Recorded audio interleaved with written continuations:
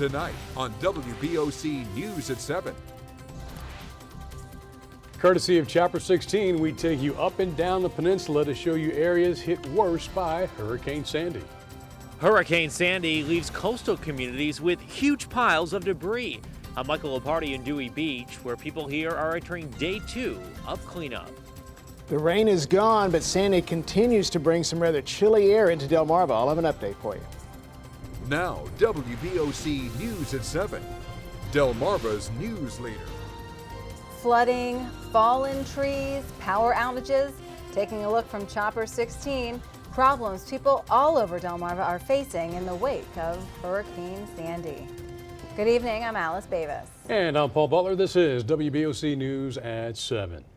The rains have cleared, the winds have calmed, but the damage from Hurricane Sandy remains. WBOC's Karina Paiza spent the day in the air above Delmarva and brings us more from Chopper 16. Well, it was a beautiful fall day across Delmarva. The sun was shining in the aftermath of Hurricane Sandy, but the effects of the storm still linger in many communities across Delmarva. We flew over some of them today in Chopper 16. On Tangier Island, people were bracing for the worst. They were definitely prepared for this storm. They knew that it was coming. Now, we've looked across the island, and it appears that the island was very fortunate and got by with minimal damage. There's debris scattered around, and we did find this. This is the water treatment facility on the island, and you can see that it did suffer some damage on the roof. The roofing just blown off by the intense winds of this storm. Now, there was flooding earlier on the island, but that has receded, and now it's kind of just a cleanup process of random scattered debris. Again, also no loss of life or injuries reported on Tangier, so they made off really lucky. While floodwaters may be long gone in many communities across Delmarva, here in Sanford, the water is pretty slow to dry out. We're seeing flooded roadways that some drivers are attempting to drive through, but the road's really looking more like rivers, flooding around homes as well. We also see a bucket truck that is doing some repairs on, looks like power lines. We're told some people are still without power in the area. There's debris all over the place, and again, the floodwaters really still a concern in the community of Sanford. And while flying over Sanford, we had some company in the skies. We saw the National Guard flying by, heading west, as they continue to assess damage and assist in the aftermath of Hurricane Sandy. We're making a stop now over Chincoteague, which was really hit hard and took a beating by Hurricane Sandy. Take a look at this. This really was the story across Chincoteague Island. Trees down everywhere, including at this mobile home park. You can see this tree just strewn right over by these strong winds on top of this trailer here. Again, another story was the flooding. The town covered in just feet and feet of water, many roads made impassable by this. Now, floodwaters are starting to recede, but again, we're still seeing the effects of the flooding as the waters continue to subside. All across Chincoteague, again, trees brought down by the storm, some crashing through homes like we just saw. It's going to take a really long time for these people to clean up after the storm. And check out that truck right there, tree just blown over by the wind right on top of the truck. Not only is he dealing with the tree there, but also the flooding up to halfway up the tire there. You can see some roads across Chincoteague that were flooded yesterday. You can actually see that they're dried today, but some roads still do remain affected by the flooding on Chincoteague. Here on Dividing Creek Road, just outside of Pocomoke, you can see that the roadway still remains flooded. Actually, earlier this morning, we heard reports of 2 cars stuck in the water there. People had to be rescued because of the high waters, but as you can see, some people are attempting to drive through the water like that truck you see right there. Oh, looks like he just had second thoughts, and he's going through again. It bears a reminder here that safety officials do recommend that when it comes to standing water on the roadways, you do not drive through it. Always that safety recommendation is turn around, don't drown, so don't do what this guy's doing. As we made our way to Snow Hill, you can see that Route 12 here, as you get to the Route 12 bridge, remains underwater. The bridge completely impassable at this point. Traffic is backed up where people are driving along Route 12 and then attempting to drive through and realizing that the water's there. You can see one car here submerged in the water. Not sure if he got stuck stuck or maybe was parked there, flying over Bethany Beach. Some people in the area initially reported floodwaters as high as 1.5 feet at the height of the storm. Taking a look now, we can see that floodwaters have receded considerably. However, there are still some roadways that do have some water over them, including this one off of Coastal Highway. While the storm is now over, for many people, the process of cleaning up and assessing the damage is now just beginning. Reporting from Chopper 16 over Delmarva, Karina Paiza, WBOC News. Yeah, a lot of flooding, a lot of people still displaced tonight because of that. Now, Hurricane Sandy is officially one of the worst storms on record, with total damage estimates exceeded to top $20 billion. At the beach in Ocean City, Sandy gave the boardwalk quite a beating. Many businesses were left with significant water damage, and on the bayside, homes and restaurants flooded. As WBOC's Angelica Spanos reports, today, Maryland Governor Martin O'Malley visited the boardwalk to get a look at the damage. Gallons and gallons of water pumped out of the basement of Tony's Pizza. I was nowhere near prepared for what hit us. Tony Rousseau's basement is filled with up to 4 feet of water from Sandy. Rousseau says it'll take him a day to pump it all out. On the beach, crews already begin pushing sand away from the seawall, and the boardwalk renovation project continues. You can see the water line on the door of this Candy Kitchen. Manager Robin Zinn says it's incredible she didn't spend the day cleaning up.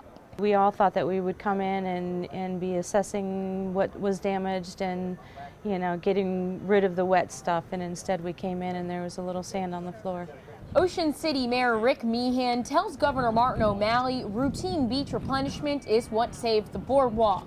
And during this storm, we had no damage to the boardwalk and very little, if any, minor damage to any properties north of the boardwalk. So it proves that that beach replenishment project was a good investment by the federal government, the state, and the local area here in Ocean City.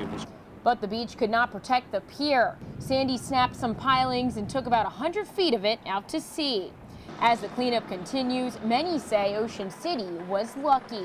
Yesterday we were dodging all kinds of stuff on the road, boards and everything. Today it's all, you know, it's all swept up and cleaned up, and you know, everybody's getting back to business. Back to business for a town that does business so well. In Worcester County, Angelica Spanos, WBOC News.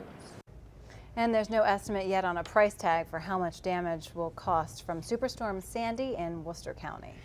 In Crisfield, again tonight, residents are warned not to drink the tap water. Health Department officials say use bottled or boiled water until further notice in the Somerset County community. Tap water could be contaminated from the flood. The Health Department says bringing the water to a boil for at least 1 minute will make it safe to drink in Crisfield. For now, Assateague Island in Worcester County remains closed to the public as national park officials continue to assess Sandy's impact. But today we're getting our first glimpse of how things look on the ground. WBOC's Mike Parker has the story. So for now, I'm going to have to be your eyes out here, as earlier today I got some exclusive access riding along with the National Park Service as we assess just how Hurricane Sandy has impacted this beloved natural island. For the first time since Sandy made landfall, on Wednesday, authorized vehicles were allowed to cross the Verrazano Bridge, leading onto Assateague. Well, in terms of the road here, not bad. Rachel Dagnott with the National Park Service was also assessing the storm's impact for the first time and made it clear that on a natural island, what happens after a natural event like Sandy isn't all to be considered damage. When we talk about the island, we're talking about changes that we expect to occur, impacts that change the environment. When we talk about our developed areas, we're talking about buildings. And boardwalks, like this one on the island's bayside, and this section of parking lot, reduced to chunks. On our way to inspect the ocean side of the island, we see one of the encouraging signs we've been waiting for. Resilient wildlife, like this white-tailed deer, have weathered the storm, as have the herd of wild horses, so dear to so many. The horses have been here for 300 years. They've not only survived that period, they have thrived during that period. It will take some time to determine where each of the bands is and what's occurred while we've been gone. On the coast, white sand has been blown from the surface, leaving heavier black grains in its place. And what looks like a seashell scavenging paradise also bears its scars. Years ago, someone with very good intentions strapped together a bunch of old car tires to form an artificial reef offshore. Well, nature had other plans. And you can see there are now hundreds of these old tires that have come to rest on the beach. While it could take weeks to clean up trash and debris from beaches and roads, Sandy's impact on Assateague isn't as bad as perhaps it could have been. And portions of the state park are set to reopen Thursday morning, with the national park on schedule for a noontime Friday reopening. Reporting from Assateague Island in Worcester County, I'm Mike Parker, WBOC News. And portions of Assateague are expected to reopen tomorrow as the cleanup continues. Well, cleaning crews are hard at work in Dewey Beach. The west side of town suffered severe damage during the storm. As Sussex County's Bureau Chief Michael Lopardi reports, cleanup could take days. Piles of debris lined the Rehoboth Bay. Pieces of the dock were washed ashore by the storm. Throughout Dewey Beach, cleanup crews outnumbered the visitors. I would say they probably have a week's worth of cleanup, easy. I mean, that's just cleaning the streets and the sidewalks and returning all the personal property that kind of was sent wherever. Hours after the storm, Gary Chandler started pumping water out of his crawl space. Water from the bay had already filled the western side of town. This is probably the worst that I've seen it, because I mean, my dock this is the first time, so the dock's gone. So obviously this would have to rank as, you know, 95 I've been here since, so this is, you know, this is the longest, the worst one I've seen. So homeowners returned to their properties to survey the damage. Video shortly after the storm shows Dewey underwater.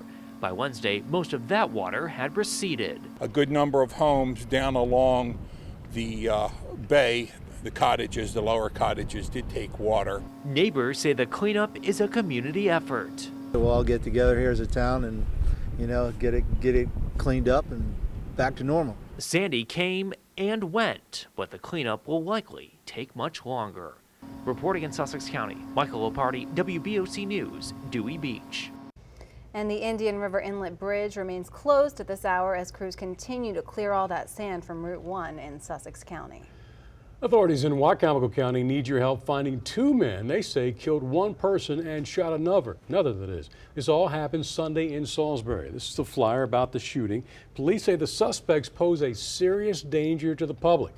Officers believe they're linked to several robberies in the area. The shootings happened on Margaret Street in Salisbury. A 23-year-old was shot and died at the hospital from those injuries. Meantime, a 16-year-old remains in critical condition. The suspects are described as African-American males believed to be in their teens or early 20s. And police say they could be linked to other major crimes in the area. Police ask everyone to be vigilant. These men are armed. If you have any information on the suspects in the Salisbury area, you could receive a $2,000 reward. As we continue tonight, Delmarva's coastlines aren't the only places facing destruction. Still to come, how people in Wycomico County are faring after Hurricane Sandy. And taking a look of damage on Smith Island from Chopper 16, some sunshine returned today, but Chief Meteorologist Dan Satterfield says the chilly weather is going to hang around a while. He has your forecast coming up next. You're watching WBOC News at 7 with Alice Bavis, Paul Butler, Chief Meteorologist Dan Satterfield, Sports with Scott Abraham, and Chopper 16, covering the entire peninsula for Delmarva's news leader.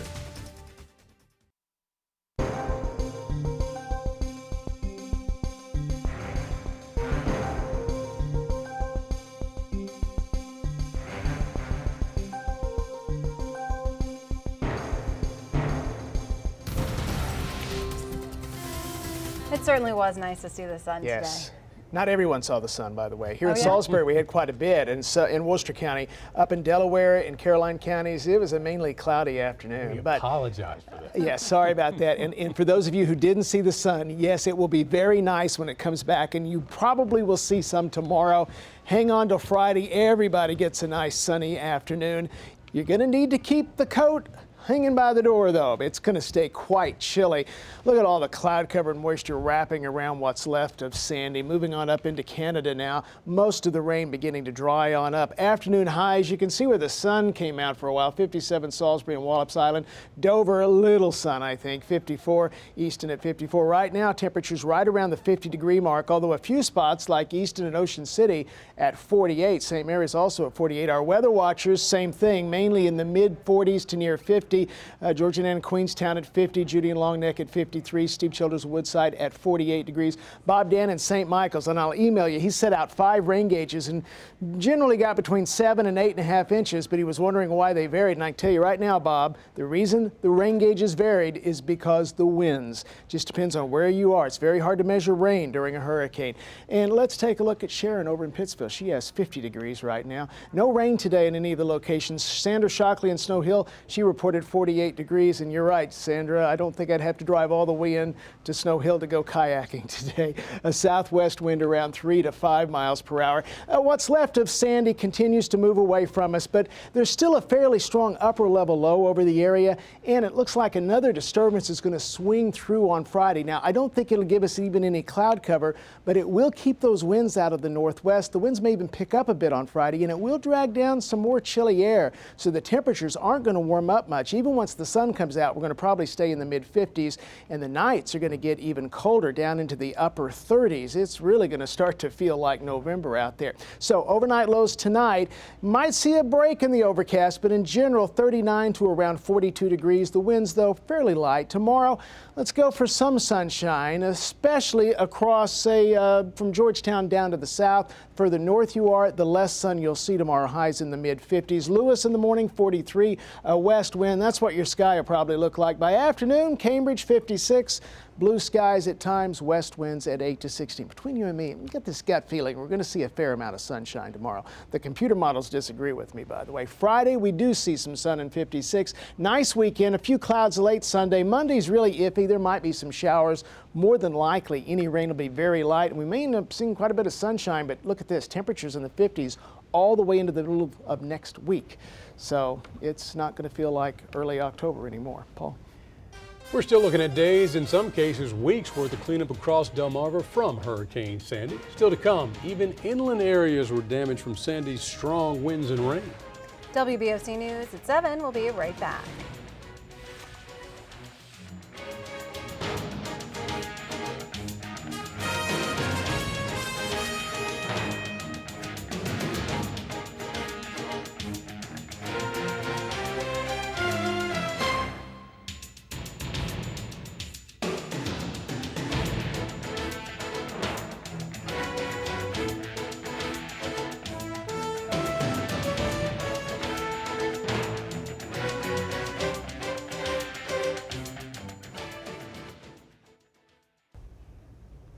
Our viewers have been great sending in photos of damage across the peninsula these past couple of days. Thank you so much.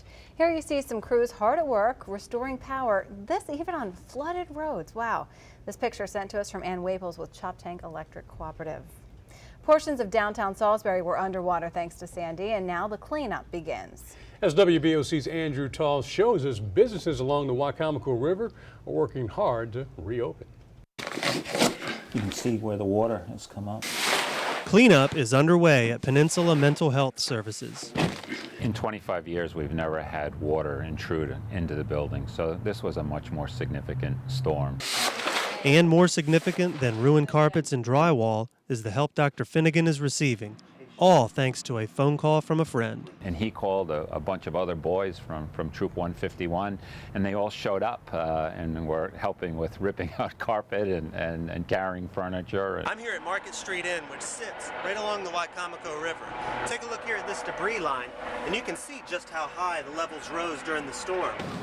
Workers haul out a wine cabinet, making this the second time owners here are dealing with flooding since September. This is brand new carpet. It was put down 40 days ago. Still, Robert Mulford remains optimistic. We'll inch and crawl and scratch and get back to where we were at some point, but right now it's definitely a struggle with no guarantees, except for the dedication and hard work of the employees. And the support of the community. Finnegan and Mulford both say they could not do it without some helping hands. The best thing about the Delmarva Peninsula is people are giving, and people do support each other. People know one another, and they're willing to roll up their sleeves and to help.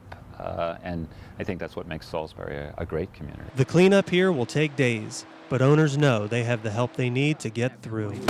In Wicomico County, Andrew Tawes, WBOC News, Salisbury. New tonight on WBOC News at 10 on Fox 21. Sandy's moved through, but the devastation is here to stay. People across the Northeast still have a lot of work ahead of them, though. And new tonight on WBOC News at 11, how weight loss surgery is helping some women become mothers for the first time. Coming up in sports, we'll have this week's high school football power poll. Yeah, believe it or not, the high school season is winding down. Find out which teams sit atop our ranking. Sports is next when WBOC News at 7 continues. But first tonight, in prime time on CBS, starting at 8, it's Survivor Philippines. At 9, Criminal Minds. And at 10 o'clock, it is CSI. Don't forget, WBOC News at 11.